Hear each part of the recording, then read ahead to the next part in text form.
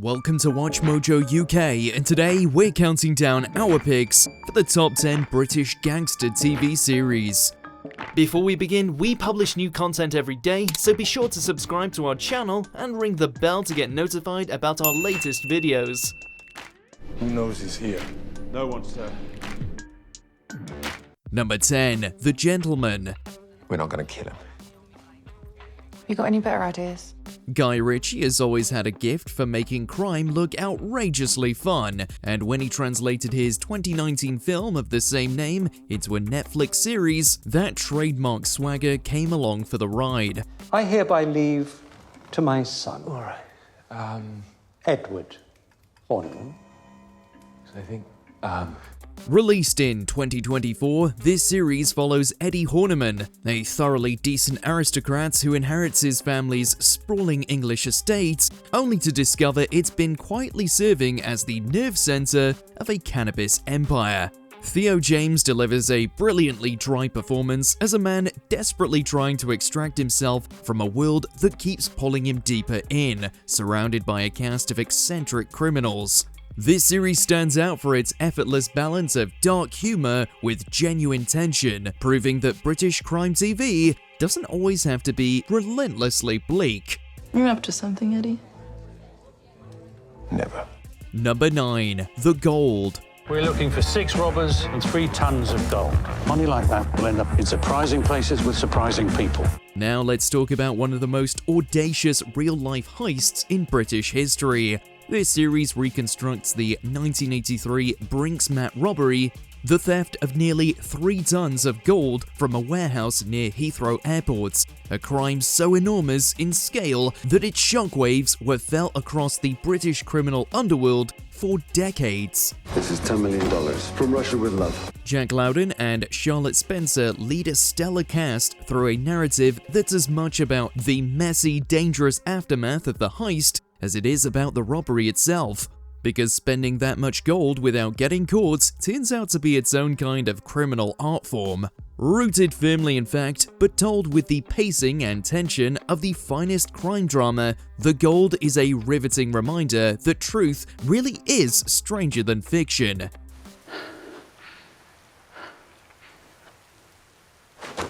Run it! Go, go, go! Number 8. The Fear. All I've got is a bad stress, maybe depression. I tell you this, I am not going there. Next to the crumbling foundations of a criminal dynasty, this 2012 series deserves far more attention than it ever received. Peter Mullen plays Richie Beckett, a Brighton crime boss who begins experiencing the terrifying early symptoms of dementia even as threats to his empire close in from every direction. Now we do business. The genius of the series lies in its devastating double threats: external enemies circling like sharks, and an internal enemy quietly dismantling the very faculties that made Richie dangerous in the first place. It's an uncomfortable watch that refuses to sanitize either the violence of organized crime or the cruelty of cognitive decline. And Mullen's raw, ferocious performance anchors every single scene with an intensity that's hard to shake. Who you are is falling away. What are you trying to do here? You trying to make me out mad or something? What? You're ill, Rich. Is your head gone or something? Number 7. The Take. Well, you are special, Jimmy.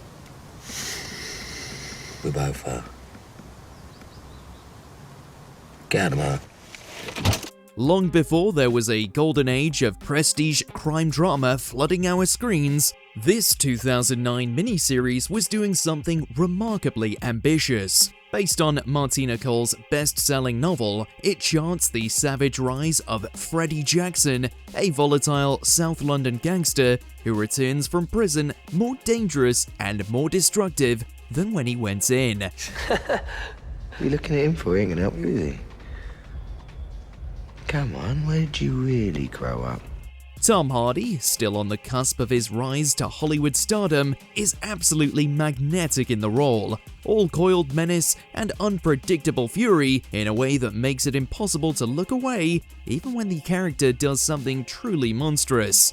The Take understands that the real damage of organized crime isn't just the bodies it leaves behind, it's the families it hollows out, and that human cast gives the series an emotional weight that elevates it well above the average gangster show. We're gonna do it if you're gonna do it. Number 6. McMafia. And look where we are now. Even, I hope.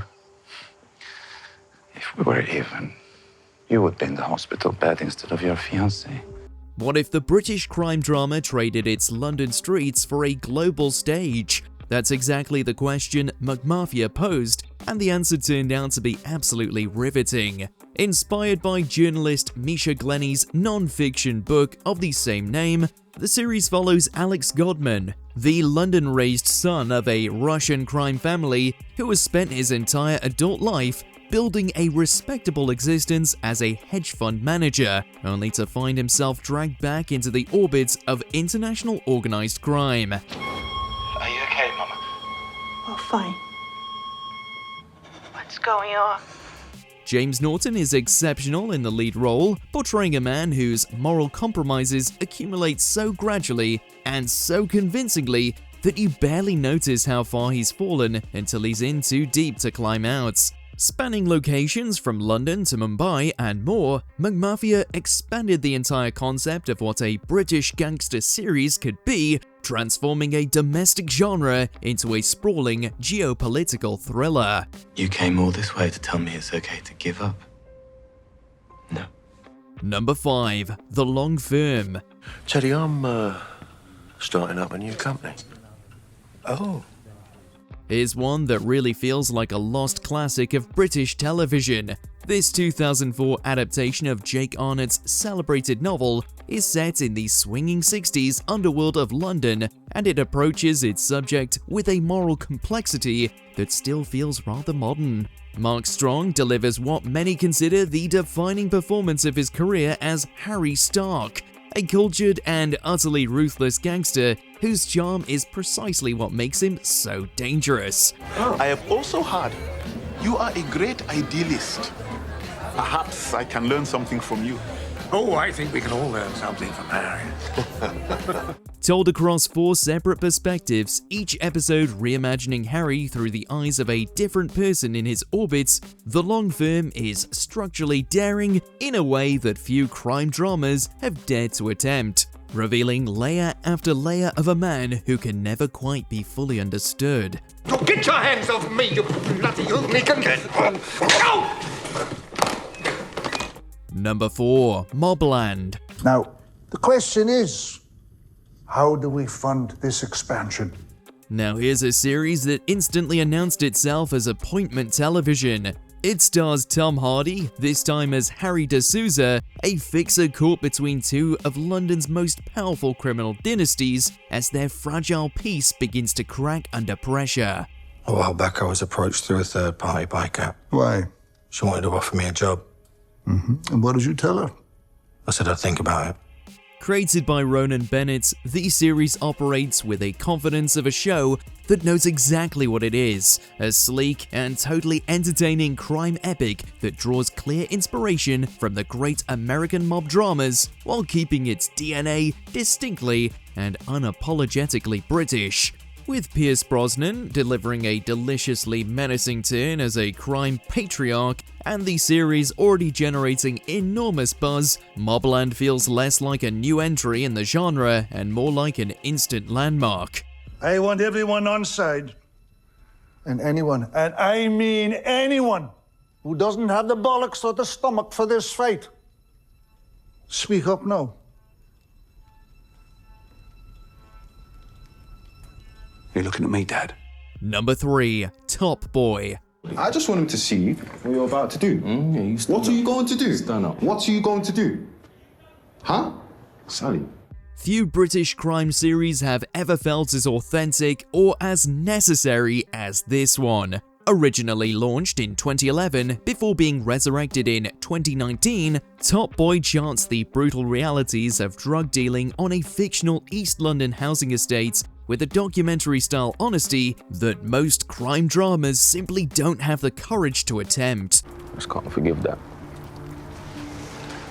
The series follows Duchesne and Sully, Two men bound together by a world that offers them precious few exits, with their relationship evolving into something almost Shakespearean in its tragedy.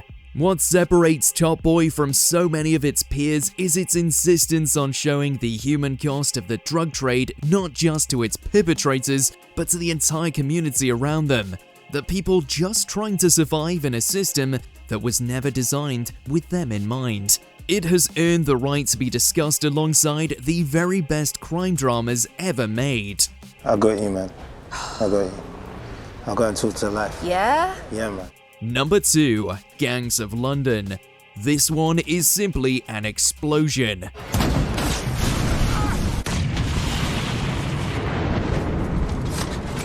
Gareth Evans, the Welsh director behind The Raid, brought that same ferocious physicality to this show, and the results were nothing short of extraordinary.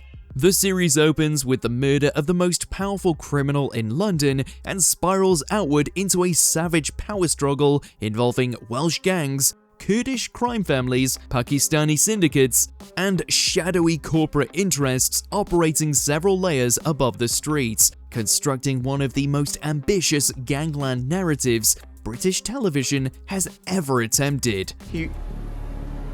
Sean, get up! Get back! The action sequences alone would be enough to earn the show its place on this list, but it's the complexity and unpredictability of its plotting that transforms Gangs of London from a spectacular action series into something of a crime epic. When I found out who you were, I wanted to crack your skull open. Then I realized you might be the only way for me to get what I want. Number 1. Peaky Blinders. Was there ever any doubt? Since its 2013 BBC Two debut, Stephen Knight's Birmingham set masterpiece has grown from a cult favourite into a global phenomenon. The series follows the Shelby family, the Peaky Blinders gang, as they claw their way from post-World War I Smallheath toward political and legitimate power. Cillian Murphy is mesmerizing as Tommy Shelby, playing the traumatized, brilliant leader with commanding, quiet ferocity. Beyond its iconic style and soundtrack, what truly elevates Peaky Blinders is its profound meditation on class, war, and survival. Concluding its story in 2022 and following up with a movie in 2026, its defining legacy made earning the top spot on our list an absolute certainty. Think we left your favorite gangster series out in the cold? Drop it in the comments below.